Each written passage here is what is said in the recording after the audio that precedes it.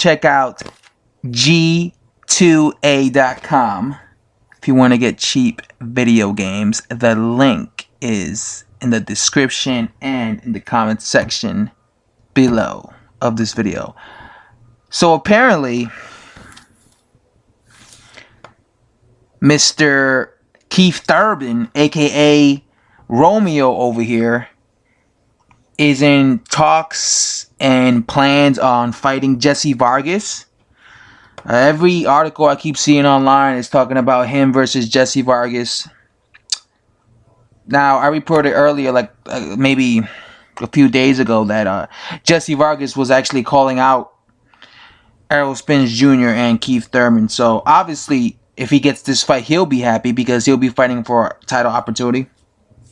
My question is, what has Jessie Vargas done to deserve this fight? I mean, he fought a bum in his last fight, and he hadn't, and before that, he hadn't fought in like a year, and he lost to Manny Pacquiao. So he really hasn't done anything in the past like 15 months. But I guess you could say the same thing about Lamont Peterson. I mean, you might look at Lamont Peterson and say, well, what has he done? But at least Lamont Peterson has been more active than Jessie Vargas. Let's just put it that way. To be honest, I'm not really excited by this fight, you know. Of course, if it was up to me, I would want a Keith Thurman to stop ducking Errol Spence, but it's pretty obvious that Thurman does not want to give Errol Spence this opportunity. He sees Errol Spence as a massive threat. And, you know, I see him talking about retirement and all this stuff. I see him talking about that he wants a couple of fights before he fights Errol Spence Jr. So I guess this is like his first tune-up fight. But to be honest, it might backfire. You know, I'm pretty sure he'll be the favorite. But I won't be shocked if it backfired because, you know, Jessie Vargas is a pressure fighter. He's going to be coming forward. And he's a pretty decent body puncher. And we know that Thurman has some weak-ass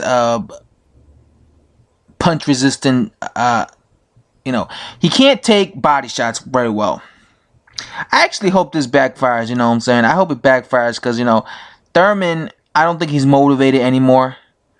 I think he's content with his life, content with the money he's made, content with his new wife. You know, I think he's in that mood where he's happy what he's done in the sport of boxing. He's happy with his money. He's happy with his life. That's just what I feel. That's why I put this picture here of him and his wife, because it's like I don't see the same Keith Thurman like from yesteryears, you know. A couple of years ago, Keith Thurman was a much more ambitious fighter, but I think he's losing that ambition. I don't think he's as hungry as he used to be. And that's why he's fighting these easier fights. And he's avoiding Errol Spence Jr. because he's not as hungry as he used to be. And that's why he's going to lose to Errol Spence Jr. Keith Thurman will lose to Errol Spence Jr. But he might end up losing to, before Errol Spence Jr., he might end up losing to Jessie Vargas. Because I think Jessie Vargas might be more ambitious than Keith Thurman is at this moment. And, you know, maybe that'll be his wake-up call if he loses to Jessie Vargas. I mean, Jessie Vargas, you know, people say he was on steroids when he beat Saddam Ali. But Saddam Ali was outboxing Jessie Vargas, and Jessie Vargas was able to stop him by putting a lot of pressure, applying a lot of pressure on him. Keith Thurman is going to be on the back foot, and he's going to be moving around the ring as normal. And the guy who's going to be coming forward in that fight will be Jessie Vargas. Obviously, though, I think Keith Thurman hits a lot harder than someone like Saddam Ali. But Jessie Vargas, I've always felt, well, maybe he doesn't have the best chin. I mean, this guy did get dropped. I was going to say he has a decent chin, but this guy got dropped by Manny Pacquiao like 5 times or something, if I remember correctly. He was dropped several times by him, but I think it was like once. I remember he got dropped, that's all. That's what I remember. It's been a while since I saw that fight, but I don't know. What do you guys think of this fight? I don't know. I'm just not interested in the fight for some reason. I don't really. I guess it's because I've never really rated Jessie Vargas that highly to begin with. Like, I don't know. I've never really rated Jessie Vargas like that highly. I don't think he's anything special. I mean, he's just like a basic come forward fighter, man, who applies a lot of pressure. That's what he is. He's basic. Uh, he's basic. I thought he was getting beat up. Like, I thought he got schooled by Tim Bradley. Like, I remember, like, if you look at that Tim Bradley fight, everybody talks about the ending of the fight when he finally catches Tim Bradley and has him hurt. And I remember when that fight happened, everybody was complaining, "Oh, look, the ref should have stopped the fight," and all this nonsense. But if you look at prior to that, that was literally the only success that Jessie Vargas had in that entire fight. Throughout the whole fight, he was getting beat up by Tim Bradley. Like, Tim Bradley really exposed Jessie Vargas when it came to, like, inside fighting. I thought Tim Bradley beat him up on the inside, but yeah. But then, he fights. I think the best version I ever saw of Jessie Vargas was when he fought Saddam Ali.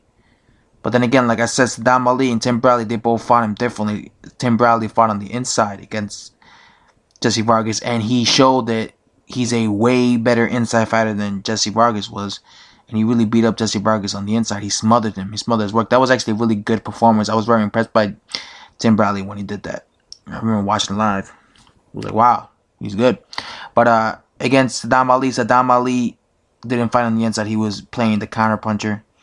And he kind of exposed Saddam Ali for being, like, weak, mentally weak. Because I thought he just wilted in that fight. Against Keith Thurman. Keith Thurman is not really an inside fighter. He's more of an ambush type of fighter. So he's going to be doing a mixture of, like, moving around the ring like Saddam Ali. But unlike Saddam Ali, I think he's going to be taking more chances. I think he's going to be coming in explosively. He's probably going to... Matter of fact, I predict he drops. If they fight, I predict he drops Jessie Vargas a few times.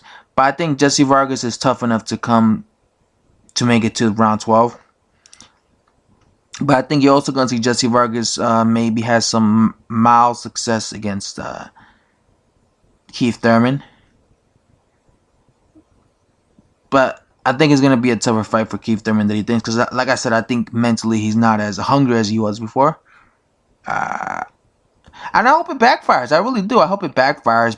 Not because I want bad things for Keith Thurman, just to wake him up. Because he's ducking Errol Spence Jr. And he needs to stop being content with his life right now. He needs to realize that boxing is a... People want to talk about legacies. They want to think about legacies. They want to give you praise. So...